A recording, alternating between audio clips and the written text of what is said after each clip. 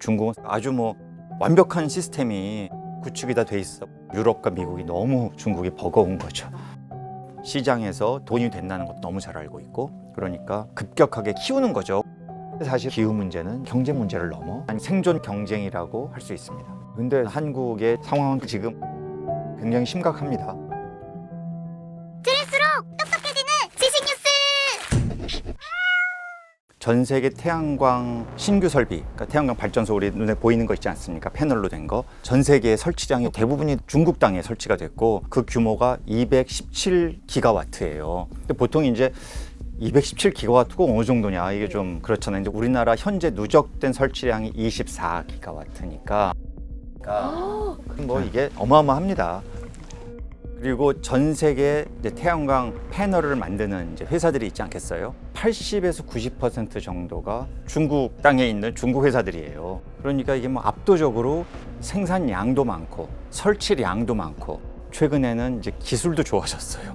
중국 내 치열한 경쟁을 통해 살아남은 가장 효율적이고 힘센 기업들이 전기도 재생에너지로 싸게 공급받아서 셀을 만드는 거예요. 그러니 중국은 아주 완벽한 시스템이 구축이 다 돼 있어 버리니까 유럽과 미국이 너무 중국이 버거운 거죠. 네, 안녕하세요. 저는 서울대학교 환경대학원 홍종호라고 합니다. 현재 전력 공급의 32% 이미 중국이.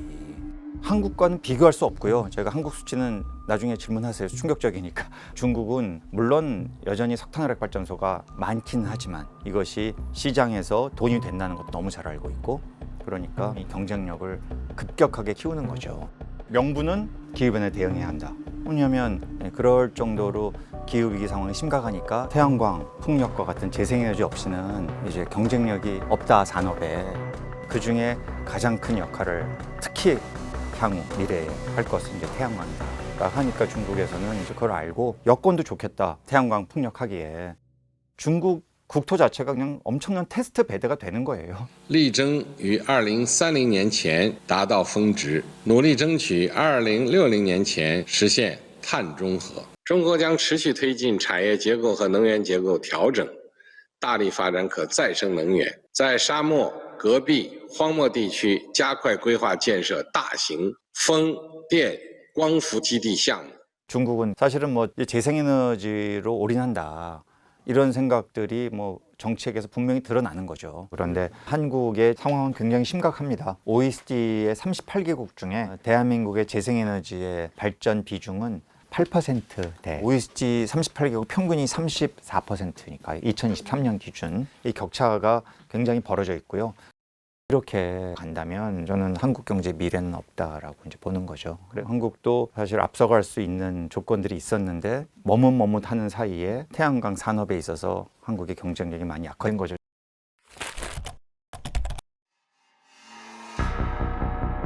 빅테크 기업들도 그렇고 우리나라 네이버 같은 AI 기업들도 재생에너지 많이 투자를 하고 있죠. 지금까지는 이 데이터 센터가 전 세계 전력 소비의 한 1에서 1.5%를 썼는데요. 앞으로 AI 시대에 데이터 센터 어마어마하게 전기 쓸 거거든요. 이거는 팩트입니다. 함수가 점점 더 복잡해지고 이로 인해서 점점 많은 연산을 요구하게 되었습니다. AI 연산을 위한 컴퓨팅은 더 많은 전기 에너지를 소모한다. 2027년이 되면 전 세계 전력 소비의 3% 이상을 쓰게 될 거다. 결국 그러니까 전기 소비가 이 디지털 분야에서, 특히 AI 분야에서 계속해서 늘어나게 될 것인데, 과연 이럴 때 무엇이 이 전력 공급을 해낼 것이냐. 근데 전기를 많이 쓰는데 탄소를 배출하는 전기 쓰겠다는 것은 너무 이율배반적이잖아요. 전 세계를 디지털의 세상으로 가겠다고 하는데 그 와중에 기후변화 때문에 세상을 망하게 하는, 누가 좋아하겠습니까? 이걸 절대 놓지 못하는 거예요. 그래서 마이크로소프트, 구글, 애플 이런 회사들 간에 정말 진심으로, 진정으로 우리는 앞으로 계속해서 재생에너지를 사용하는 방식으로 이 비중을 계속 올리겠다. 엑소와트라고 하는 CEO가 한 말입니다. 데이터 센터 에너지 문제를 해결하기 위해 화석 연료로 돌아갈 필요는 없습니다. 그것은 비생산적입니다. 그걸 뭘로 하겠다는 거예요? 재생에너지로 하겠다. 태양광으로 하겠다. 빅테크 기업들이 지금 태양광에 투자하고 있어요. We are on track to meet our target of generating 100% of the energy we use in our data centers from zero carbon sources by 2025. 그러니까 재생에너지를 확보하지 못하면 AI 산업에서도 자연스럽게 도태돼요. 그렇죠. 그 안에서도 경쟁이, 왜냐하면 자기들이 앞으로 전기 먹는 하마라는 걸 너무 잘 알고요. 이거를 이제 실현 안 하면 결국은 너희가 디지털로 해서 물건 많이 팔고 뭐 엄청나게 이제 세상을 바꾸고 편리하게 만들고 막 지식의 보고를 창출하고 막 이런 장밋빛을 얘기하지만 그 와중에 그러면 우리는 기후 피해 때문에 가뭄과 폭염과 폭우와 이런 거를 죽으란 얘기야? 아는 거죠, 이거를. 무서운 건 뭐겠어요? 잘 아시는 아리백, 뭐 구글, 애플 이런 데가 2017년, 2018년도에 각각 다 이미 다 아리백을 달성을 했고요. 앞으로 이거를 이제 자기와 거래 관계에 있는 타사에게도 강제하겠다. 그러니까 이게 잘 생각해 보시면 규제가 아니에요. 근데 규제예요. 그러니까 무서운 거죠. 야, 우리랑 거래가 있는 너희도 기업도 해. 너희도 반도체 팔려면 너희도 앞으로 태양광으로 전기 만들어서 팔어. 그렇지 않으면 너희들 물건 우리는 하자 있는 거로 생각할 거야. 왜? 너희들 탄소 배출하면서 지금 반도체 만들잖아. 아니, 나의 고객이 그렇게 요구하는데 이걸 거부한다는 게, 그것도 딴 데도 아니고 애플 같은 데가 전 세계 시가총액 2위 기업이 막 이런 걸 하니 굉장히 부담이 되고요. ESG 같은 것도 똑같아요. 지금 아리백, ESG 같은 것들이 그냥 한국 경제에 그대로 이렇게 거대한 폭탄처럼 지금 막 엄습하고 있는 상황이어서 기후 문제는 이제 환경 문제를 넘어 경제 문제가 됐다. 기후 문제는 환경 문제를 넘어 일자리 문제가 됐다라고 제가 이야기하는 이유가 이런 거예요. 테크 기업들에 깔려있는 상식은 인류는 스스로 망하는 조치를 취하지 않는다. 인류는 상식을 따를 것이다. 그리고 현재 그 상식은 온실가스를 줄이는 방향일 것이고, 그걸 위해서 공급마을 탈탄소해야지 경쟁력인 기업이 된다고 많은 회사들이 느끼고 있는 것 같아요.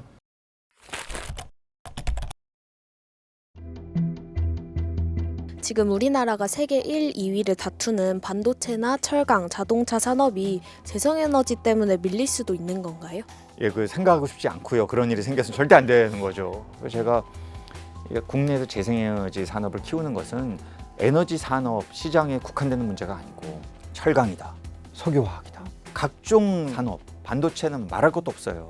아마 들어보셨겠지만 그 인플레이션 감축법이라고 3,690억 달러 에너지 안보와 기후변화 대응에 필요한 분야에 적극 투자하겠다. 이 IRA 법을 통해서 해외에 경쟁력 있는 기업들은 미국으로 와라. 미국에 투자를 하면 우리가 엄청난 보조금을 대주겠다. 중국도 견제하고 미국의 테크 기업들의 필요도 채워주고 자국 내 일자리도 만들고 일석다조죠. 그래서 미국에 투자한 기업들이 전 세계적으로 있지 않겠습니까? 투자의 기준 1위 국가가 어디겠어요? 이게 한국이에요. South Koreans investing in a chips factories here with $100 billion. I asked why you invest in America. He said it's the most secure nation in the world. 이거를 제가 좋아해야 할지.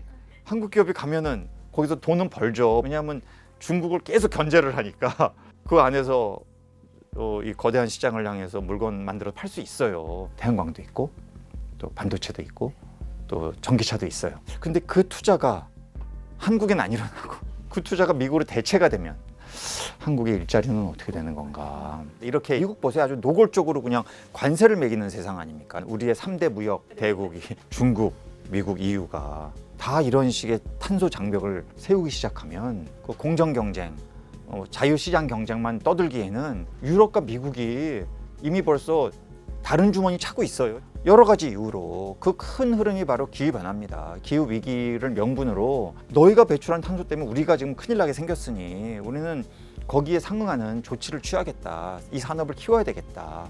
명분이 있으니까 막 하는 거예요. 한국 정부도 좀 이런 면에서 반도체 키워야죠.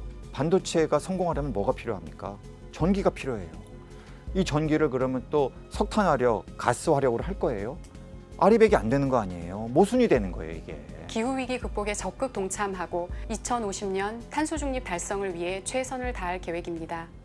여기서 이 흐름 속에서 우리 정부가, 우리 기업이, 우리 산업계가, 우리 국민들께서 정신을 똑바로 차리고 어떻게 해야 될까? 그럼 우리도 우리 기업들을 한국에서 효과적으로 재생에너지도 공급하고 한국에서 계속 투자하는 것이 기업들도 야 계속 이렇게 끌려만 가다 보면 우리 물건이 더 이상 시장에서 매력적이지 않은 상품으로 전락할 수도 있겠구나.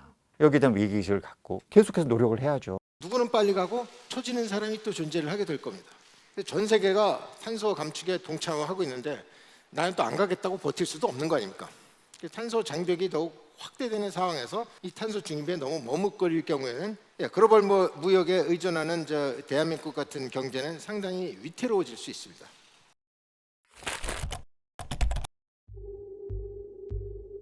(2050년이) 되면 전 세계 에너지의 50% 이상이 태양광 에너지로 나온다고 하는데 우리나라 태양광 상황은 어떤가요? 예, 이게 참 비교하기가 부끄러울 정도로 우리나라는 태양광의 이제 비중이 현재 이제 한 4% 정도 되거든요. 전체 전력에. 이렇게 낮았던 이유가 태양광에 있어서는 우리나라가 이게 좀 다른 나라에는 없는 규제들이 많습니다. 심지어 뭐 이격거리라고 그래서 기존의 어떤 시설물로부터 일정한 거리를 둬야만 태양광을 설치할 수 있다. 아니 우리나라처럼 국토가 제한적인 나라에서 이런 게 나왔다는 것 자체는 과거에 있었던 태양광에 대한 각종 괴담들이 있잖아요. 그 도저히 다른 나라에서는 상상도 못하는 이런 그 잘못된 정보들이 여기저기서 이렇게 퍼진 경험들이 있어요. 간혹 보면 뭐 우리나라는 지형적 조건이 사우디보다 태양광학이 안 좋다 이런 얘기를 하세요. 근데 비교 대상을 그런 식으로 하는 건 되게 비합리적인 것 같아요.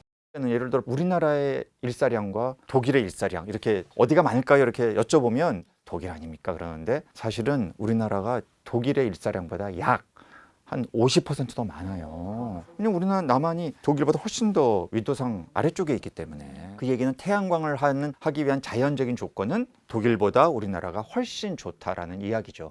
그런데 독일은 재생에너지 발전 비중이 2023년 기준 54%예요. 태양광 발전에 단점이 있을까요?